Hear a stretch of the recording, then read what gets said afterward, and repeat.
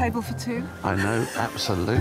Food, glorious food. It's one of the best things about going on holiday. From world-class cuisine in a swanky hotel to fish and chips in your car by the sea. Britain is full of amazing places to go and things to eat. We're going on a journey. Let's you go. excited? Yeah. This is Grace Dent. She may be a renowned food critic, but she loves a cheap eat as much as a posh treat. Hang on, I just put it on the end of my nose. And this is everyone's favourite telly chef. Oh, yeah. Well, mine anyway. See how it comes out easier when you pose like this? Ainsley Harriott. I've been quite successful in my life, MBE. Together, we're travelling north, south, east and west to meet the people serving up the very best of British. Another napkin, because I'm in a messy mood. Because this country is full of surprises. This might be my most dramatic entrance today. Both on the coast Oh, yeah. It's so beautiful. And in the country. Congratulations! You delivered your first lamb. Wow. Touch it, go on. One of the greatest experiences of my life. Oh, come join us for the ride. Why do I let you plan anything? because you know you're going to have a good time.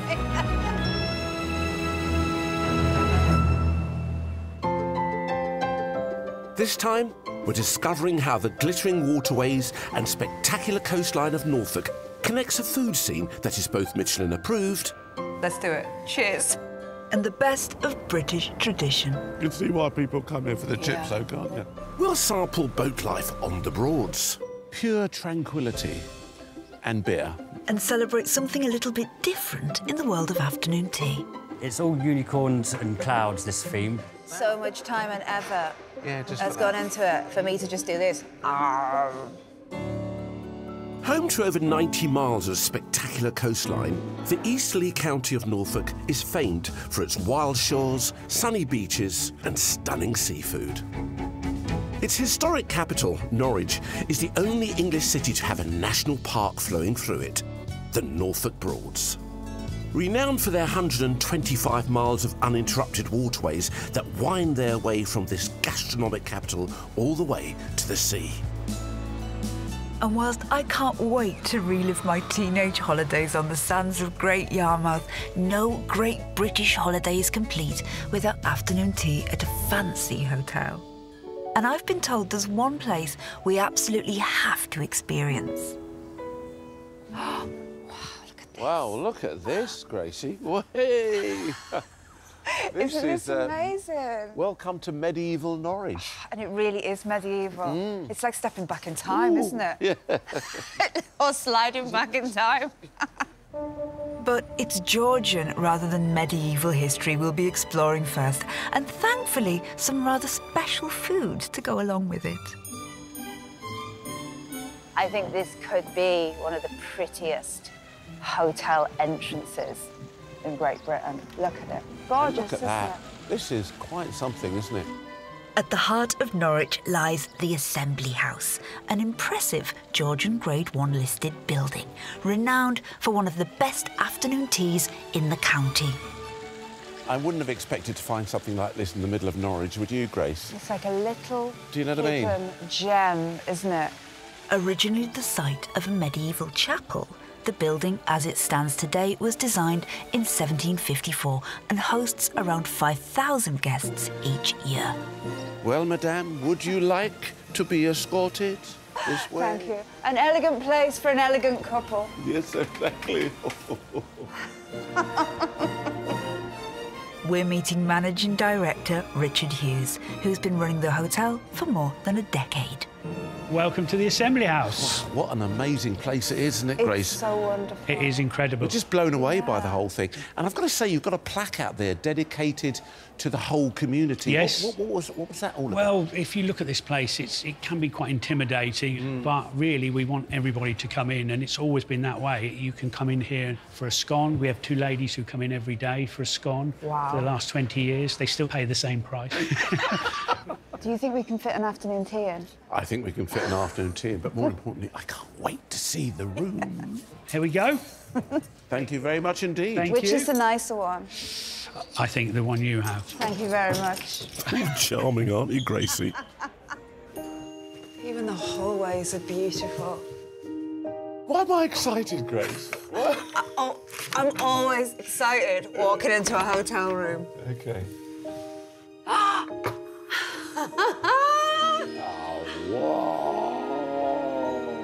These unexpected bedrooms were designed to echo the opulence of the Grand House in the Georgian era.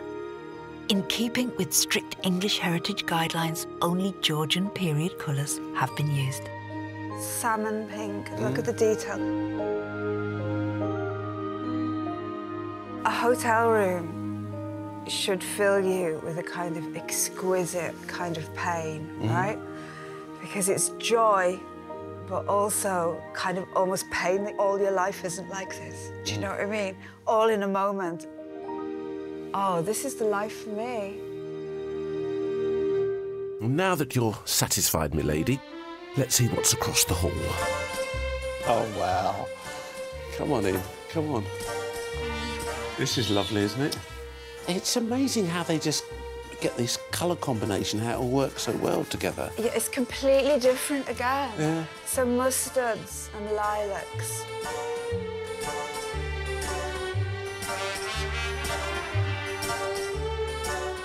Darling? Yeah? Do you mind if I have a bath before I go? I just don't want to mess my tub up. You what? Why don't you go back to your salmon pink? So while Lady Muck scrubs up for this afternoon, I'm off to see what's going on in the kitchen. Head pastry chef Mark Mitson has worked everywhere, from the Connaught to Claridge's. Unsurprising, then, that he's been awarded the title Norfolk's Best Afternoon Tea. Is that Chef Mark? It is. Hello there. How you doing, geezer? I'm fine, thank Good. you. Loving this hotel. Good, good. And I get the impression you love it too. How long have you been here? Nearly 8 years now I've been here. Wow. I came to retire. Yeah, really. Originally, yeah. You came to retire, then you ended up doing afternoon teas like they were coming out of your ears. Yeah, it's gone crazy afternoon tea here. In terms of numbers, Mark, what are we talking about here? Because this is an award-winning afternoon tea. We're talking about 1,500 a week. Yeah. So for this small kitchen, that's a lot of afternoon tea. Well, what's the fascination, do you I think? think here it's the uniqueness of it and the themes that we do. We used to do just one a year, but now Yeah. we do, every afternoon tea is themed. And our customer base, they just love it, absolutely love it. And today, it's one of the hotel's signature themes. It's all unicorns and clouds. So we've got the lemonade cloud, we have a head above the clouds trifle on there in a shot glass, and then the scones afterwards as well. So, is there anything I could help you with? Because, you know, I want to do a little bit of something nice for Grace and... You can help me make the Rainbow Gateau Opera. The classic Gateau Opera is a multi-layered cake created in 1955 by French patisserie house Dalwayo, who named their creation after the Garnier Opera House in Paris. So this Rainbow Gateau Opera originally was invented for the Pride weekend. OK. This is a toned-down version. OK. So you want to pick up your sheet, we've got the lilac sponge here, and we're going to flip it over onto the tray. So take your palette knife and then just gently spread out to the edges of the sponge. And you have to do it gently because you don't want to rip the sponge up as you're going. OK. And just go backwards and forwards. Once you've done that, we then repeat the process. Are you saying once I've done that, are you implying I'm a bit slow here, Chef? Well, we do have to cater for 1,500 people. Yeah.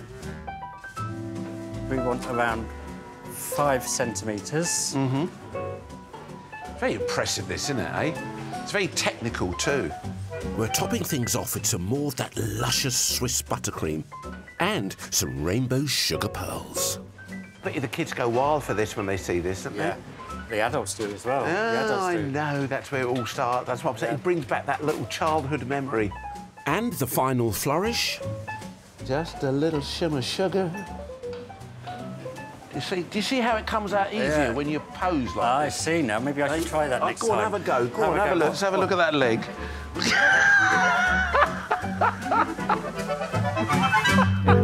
The tradition of afternoon tea dates back to 1840, when the Duchess of Bedford began asking that a tray of tea, bread and cakes be brought to her room during the afternoon. That's not a bad way to live, is it? By 1845, her high tea habit had become a fashionable social event, just as it is today. I love afternoon tea. I love it. Quintessentially British. Quintessentially British, Yes, just like us. absolutely. There we are. So on the bottom, you've just got a selection of your finger sandwiches. On the middle, you've got a selection of your savouries, and then on the top, just your cakes and pastries. Enjoy. I think we need to have a dainty little finger sandwich first. OK. Because I'm a purist, Yeah. I'm going to have egg and cress. Egg and cress, OK.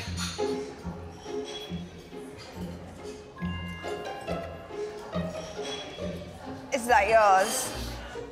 Oh, Ainsley! Wow, that is so delicate. And it's like a Swiss cream, you know, made with a lovely meringue folded into it, as opposed to that buttercream. Right. And Yeah. it's layered up beautifully. If you do say so yourself, Ainsley. So much time and effort Yeah, just has for gone that. into it for me to just do this. You're so stylish. Oh. That is a good cake. I have to say, Gracie, I'm quite relieved. Why? Because you're a critic. No, the boy did good. The boy did good. Well, I'm delighted.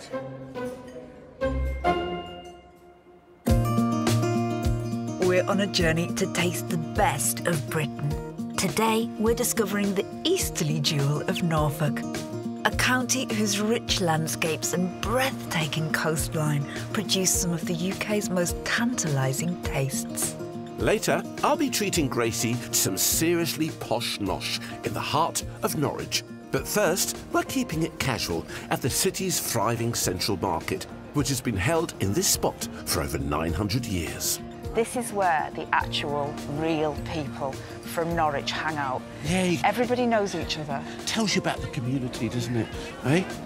In recent times, the market's street food scene has exploded, turning a centuries-old institution into a vibrant social hub, serving up some of the city's freshest and most exciting flavours. No one has seen this change more clearly than vendors like Conroy, who set up his Jamaican stall, Coral Bay, in 2018. Ooh. Coral Bay. Hello. Hello, hello, hello. Good to see you. Good to see you. This is Conroy, isn't it? It's Conroy. Hello. And you're at the Coral Bay. Has the market changed very much, in your opinion? Indeed.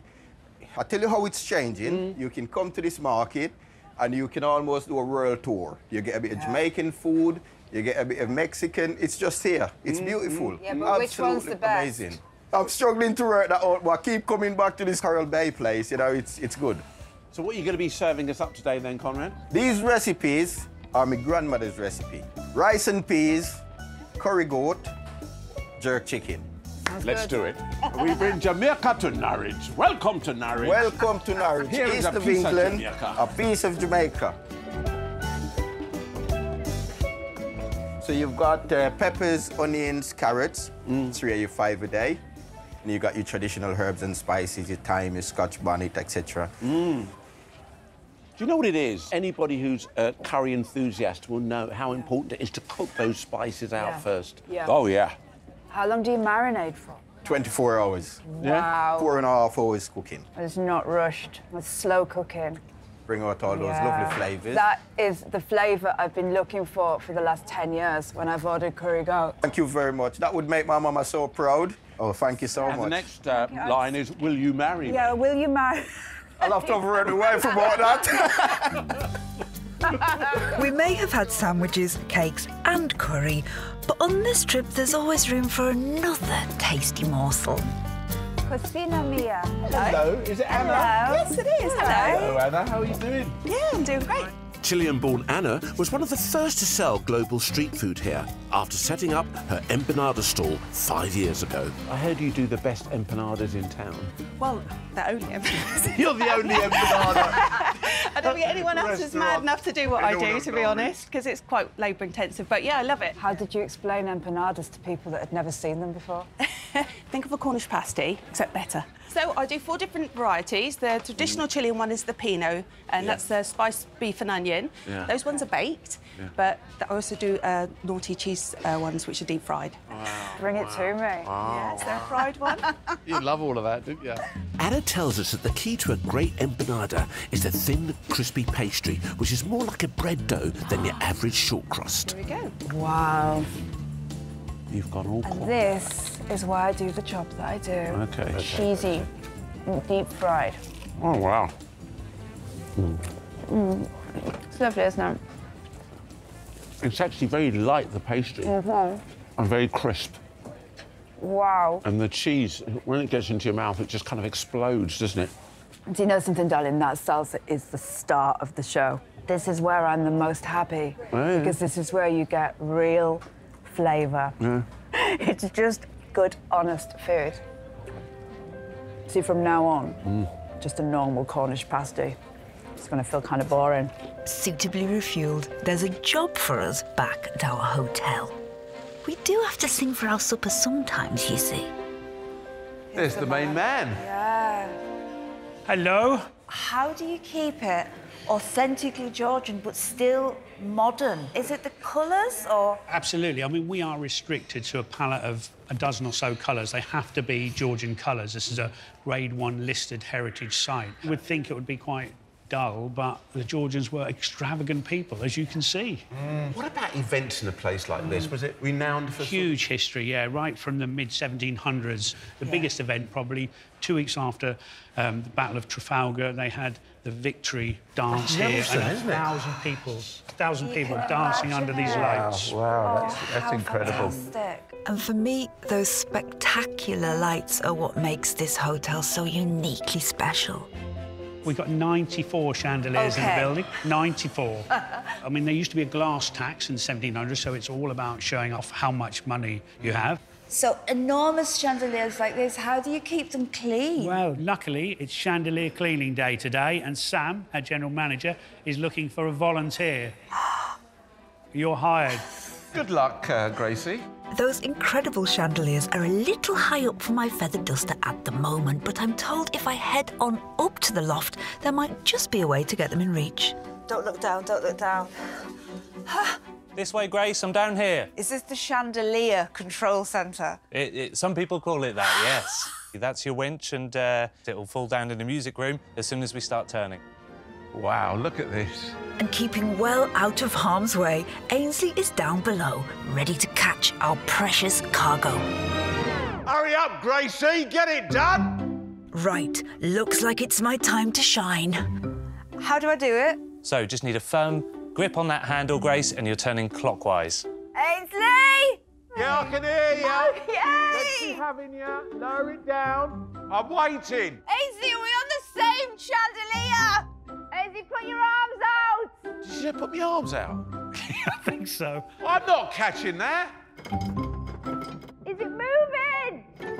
She had the middle one, didn't Yeah, she? she did. She did. I don't know what's happening. It's lucky. It's sure we weren't standing there. Whoa! I think that's it. I think we've done it. Well done, Grace. It does need a bit of a clean, this, doesn't it, Rich, eh? It really does. Hello. Hey, you back? Oh, it's so beautiful. It is, isn't it? You told me that it was going to be the middle one. Look, I'm standing over there and this one comes down. It's like a scene from Only Fools and Horses. I'm not good with detail. Oh, really? Well, you better be good with detail here because this needs a proper clean. Get your diddy brush out. See you later. It's a lot of dust. This is so satisfying, though. It takes 6 people an entire day to clean the chandeliers just in the main areas of the hotel, which isn't even all of them, and they need a good dusting at least 3 times a year. OK, so that's 1 down. 93 to go. Well, all that cleaning has certainly worked up an appetite. Good thing Ainsley has got somewhere rather special in mind for dinner. St Benedict Street is fast gaining a reputation as the place to go for high-end hospitality. I am hungry. Where are you taking me? I'm taking you to a restaurant called Benedict's. Have you heard of a chef called Richard Bainbridge?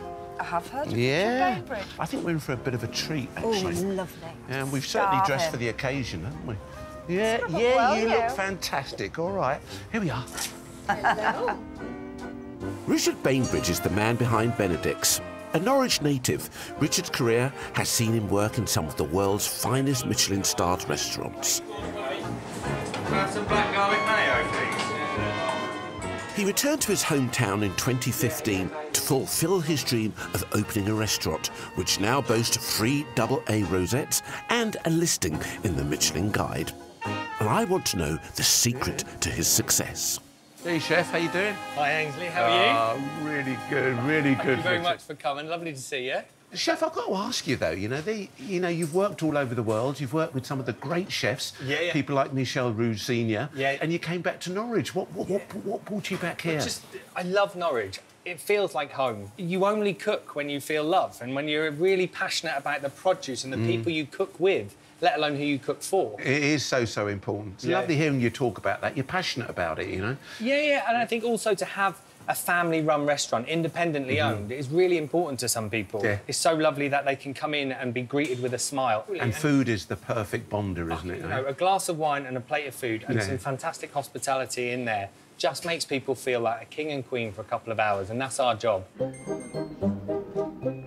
Well, my queen is upstairs and she's starving, so I think it's time we got stuck in. All of our food really is kind of based on nostalgia, comfort food, kind of things that makes us feel warm and at home and cared for. Ooh, what have we got here, Richard? So, just to start off with, we've just got a prawn cocktail in the middle, actually. And instead of just using lemon juice to season it, we're just using some freeze-dried raspberries as well now. Freeze-dried raspberries. Just enjoy yourselves. Thank you. Well, I just think the colour of that is just magnificent. It's so pretty, isn't it? It looks like some of your earrings. It's like the kind of thing I would wear. Let's do it. Cheers. Yes, pom-pom. Despite its root in 19th century America, the British love of prawn cocktail is credited to the 60s chef Fanny Craddock, whose iconic starter soon became a dinner party staple.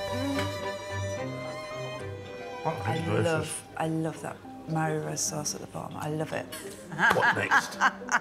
A savoury pork donut with elderflower ketchup, no less. I'm looking for... I don't know what to expect, whether it's going to be puffy, crispy, crunchy.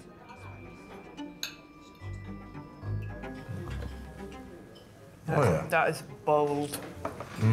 I like that. But soft and squishy, like a donut. Back again.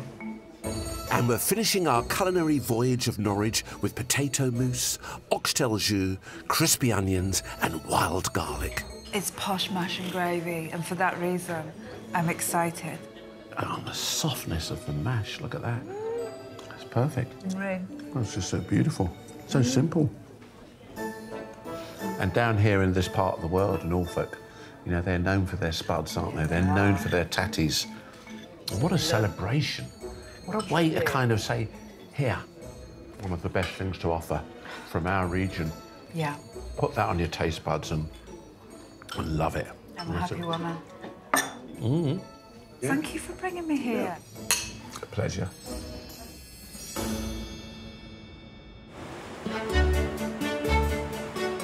We're on a journey through delicious Norfolk. We've already explored Norwich's fabulous food scene, and now we are swapping the city for the great outdoors in the Broads National Park. I bring you to all the best places, don't I? Goodbye, Norwich and its beautiful medieval city, and hello to the Norfolk Broads.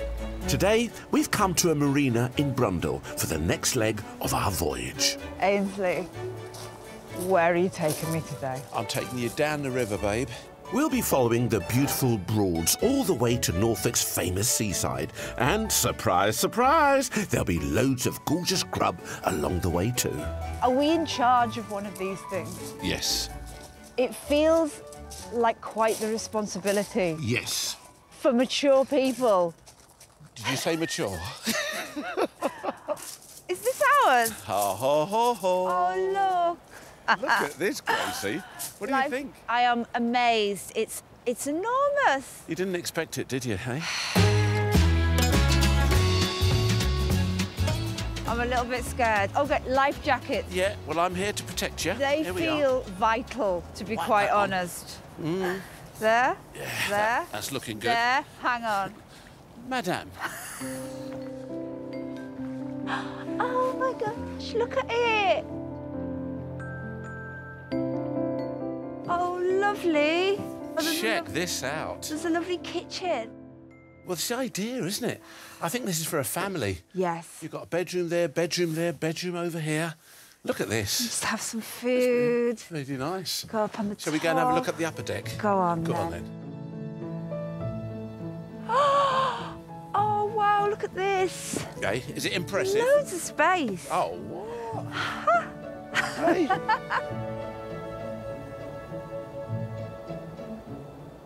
Do you fancy driving the boat? You know, right now, I'm feeling more in a watching mood. If there's ever a way of saying no, that was yes. it. All right, then. There you go. OK, And here I we am. go. OK, you do the knobs and twirly things. I'll just sit here.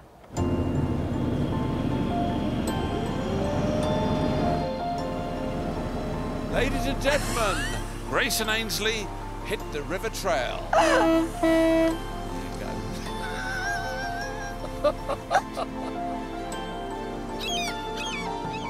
The Broads National Park is the largest protected wetlands in the UK and covers over 200 miles of navigable waterways across 7 rivers and 63 broads, which are essentially man-made lakes. This unique diversity means the area is perhaps Norfolk's greatest treasure. It's so gentle, though, isn't it? I know, isn't it? It's not. It's the real beauty. We're not flying along. We've got all the time in the world. Just put her in a boat. So zen.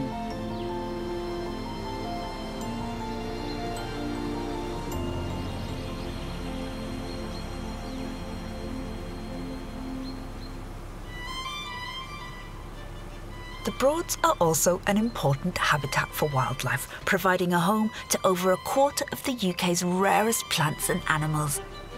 More than any other national park in Britain. Look at the wildlife we've got here. So Grace. much Isn't it wildlife. beautiful? Can you hear? Look. Bird song everywhere. And cheeps and chirps, and they're all talking to each other. Look at the swans. I know. Oh my God. Yeah, hello. Oh We've my come to see God, you. I love them. I love We've come to see you. You know, it's the nature part of it that's so Yeah. exciting to me. We can see otters here, apparently. We can see seals. Apparently, there's Britain's biggest butterflies. They have amazing dragonflies, Yeah. apparently, in Norfolk. It's Gracie. I love you. Yeah, I love You see, you're a it. typical journalist. You go, no, I'm going somewhere, I'm going to find out everything about it. Oh, And but I love you for that. I'd like to come back as an otter. I think I'd make a good otter. Really? Yeah. Lots of...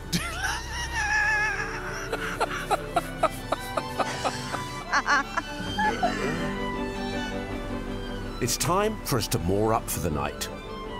Countless pubs, bars and restaurants dot these grassy banks. We're stopping at the Coldham Hall Tavern in Surlingham.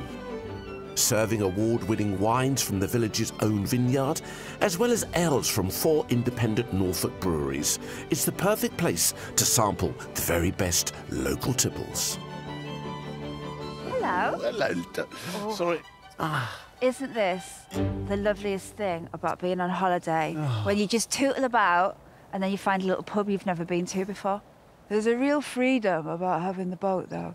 I can't believe how close this is to the hustle and bustle of a city. Yes. You know, of Norwich. Pure tranquility. And beer. I'm not going to lie. I'm quite hungry. Well, that's nothing unusual. Oh, yeah? And I always think one of the best things about being with the chef is that you're never hungry for long. Do you want to make some food? Picnic. Fancy, we got Oh, a picnic. I picnic. love that word, picnic, didn't you? Picnic, let's do it. OK, go on then. I love a picnic. Buy a few piggy bits and put your feet up. But oh no, Ainsley, typical chef, wants to complicate matters. He's making me cook. Well, every time I do get on a boat, I think of it as a bit of a holiday. Yeah. Hence you being in the kitchen today. OK, Ainsley, what am I actually making here? So we're making some sweet potato, sun-dried tomato and feta rolls. Oh, lovely. Oh, just drop the Lovely. glasses. Half an onion chopped up, please, thrown in That your is pan. so you, by the way. Do you know what you look like? What? Statler and Waldorf from the Muppets.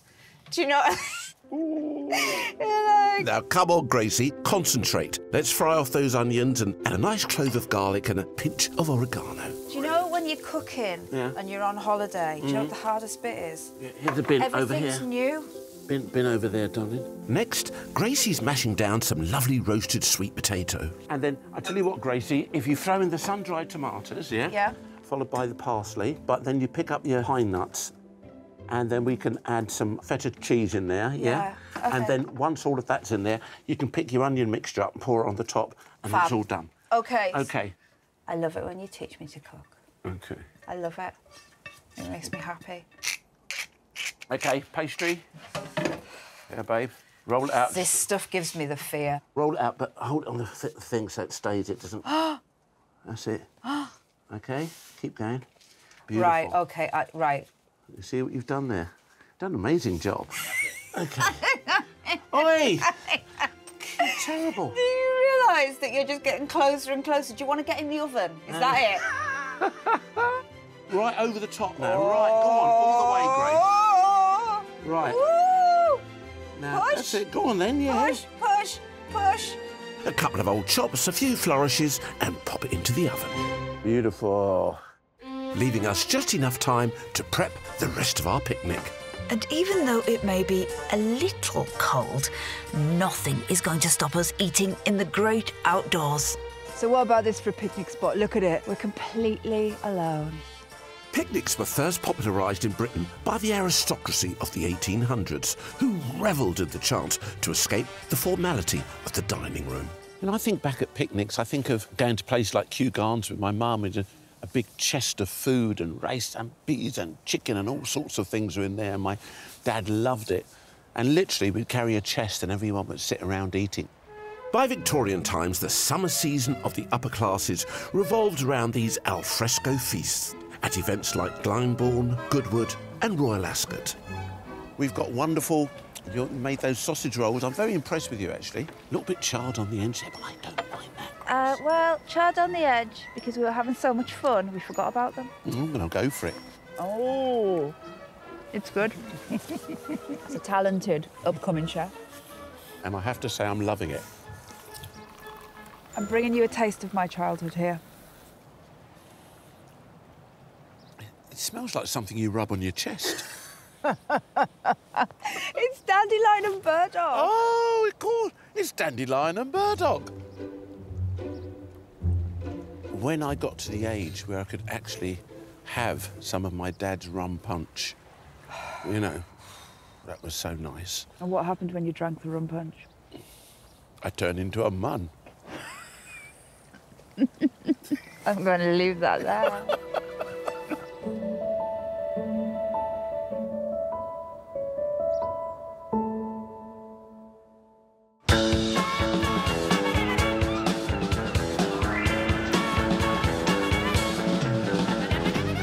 We've arrived in the seaside town of Great Yarmouth, the final stop on our culinary adventure. Historically, the town was an important fishing port used for trade with Europe due to its proximity to Holland. Its foodie heritage runs deep too, as, fun fact, Yarmouth is the birthplace of the fish finger. You know why I've brought you here specifically is because Great Yarmouth was one of the first places I ever went on holiday without my parents. There was me and two girls from Carlisle in a static caravan. Oh, my word! Really? So can you imagine 3 girls away for the first time, all trying to share a tiny mirror on the back of a tiny caravan bathroom door? And all we did for the whole week was put on makeup, make ourselves look pretty, and come into Great Yarmouth and look for boys. And I will never forget Great Yarmouth because of that. It was pure freedom.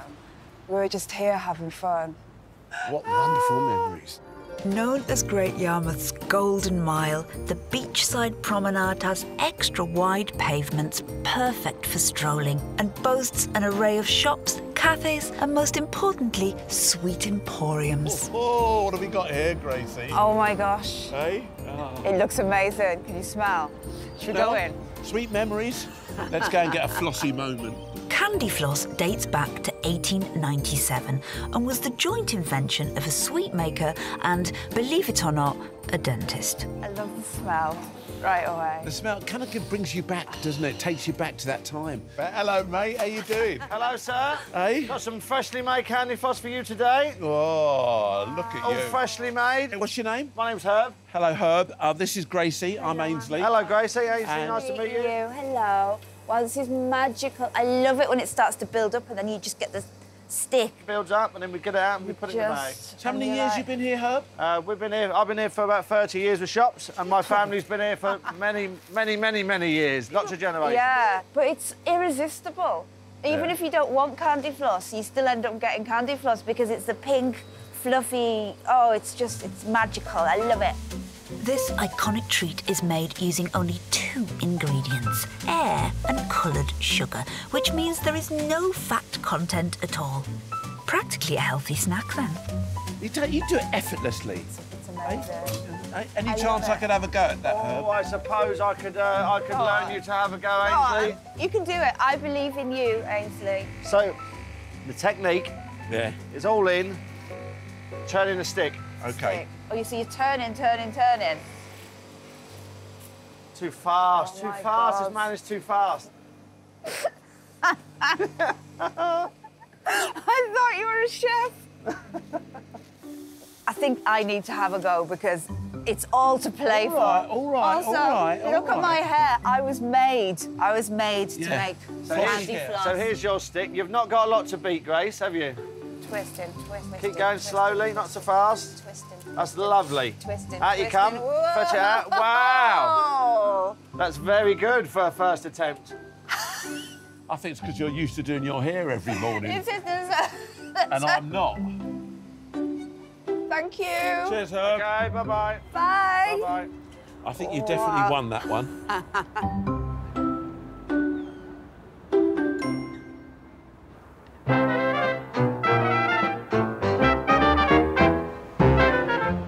Ainsley and I are hunting for the best of Britain by the sea, and today we're eating our way around the Norfolk town of Great Yarmouth.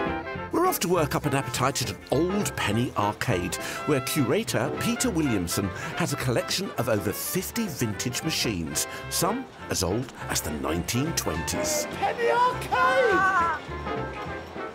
Oh, look at this. Look at this, Gracie.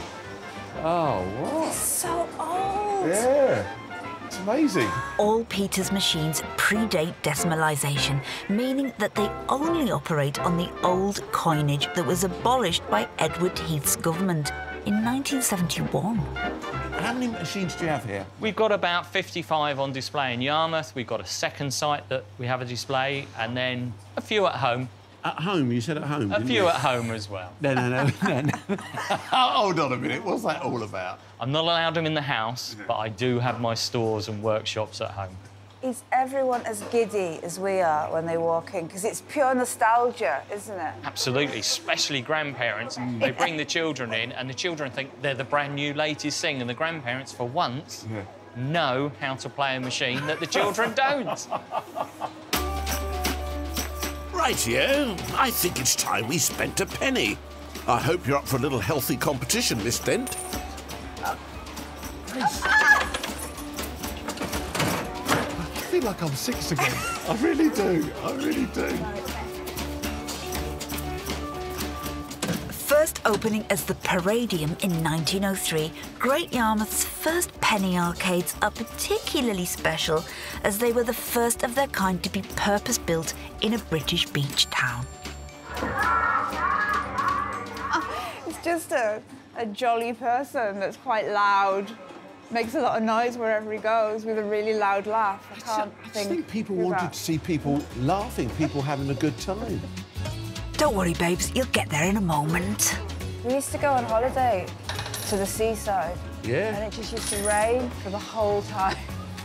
You sat in a static caravan. And this was the perfect place. This was the place, This wasn't was the it? recreational area. And you could just, you know, leave your mum and dad and just come and here by yourself. And welcome to Grand National here again, and this glorious Grace versus. There goes, go. It's still going.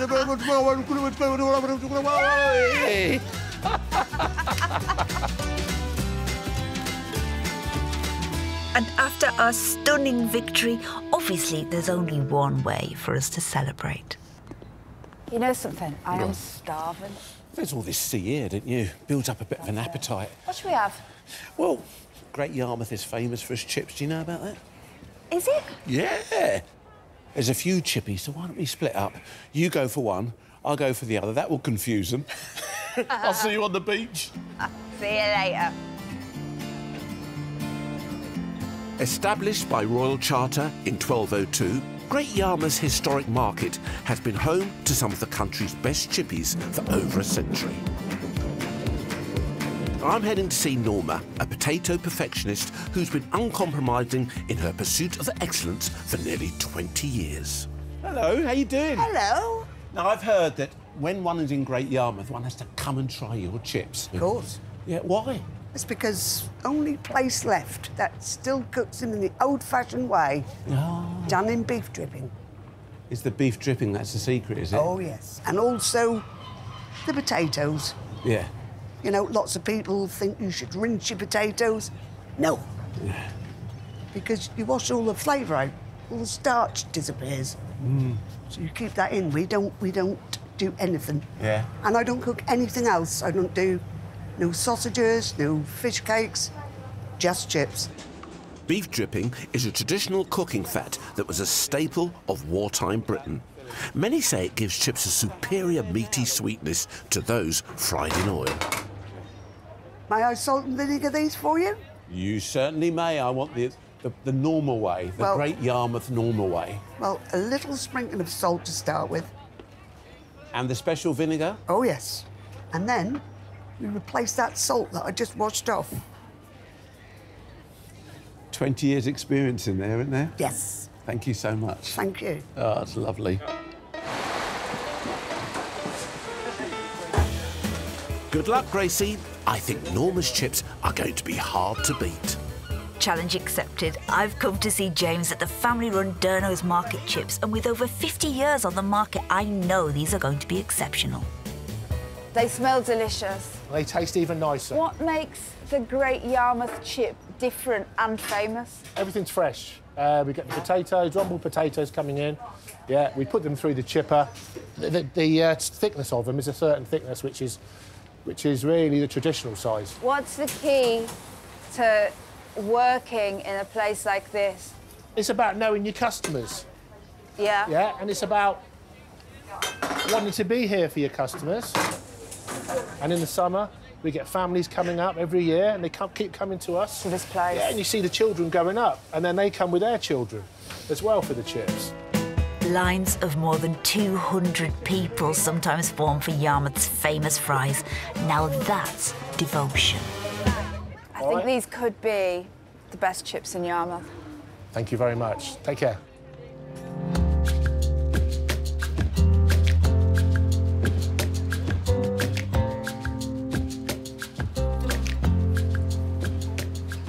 Hey! Hello. Oh, How was it? They were lovely. Yeah. These are lovely. Lovely people, though. You can see why people come here for the chips, though, can't they're you? good chips, though. So do you know what I love? The contrast. We were in Norwich. I was telling you all about history. I'm sorry, I know I'm a bit boring when I get onto that Elizabethan, medieval, but it was all there. But it was a city. It was a city break. It was a buzz, wasn't it?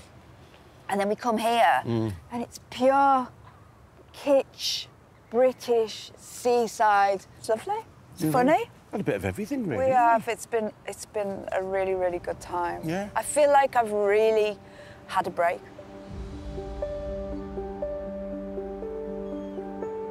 Do you know what, Grace? What? There's still one thing more that we have to do in Great Yarmouth. What is it? Oh, Ainsley, will you ever grow up? Here we go, Gracie. Here we go. Oh, no. Oh.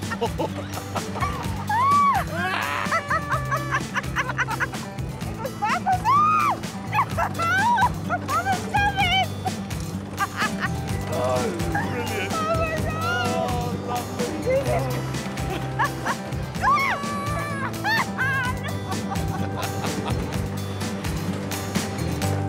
Why? Why do I let you plan anything? Because you know you're going to have a good time.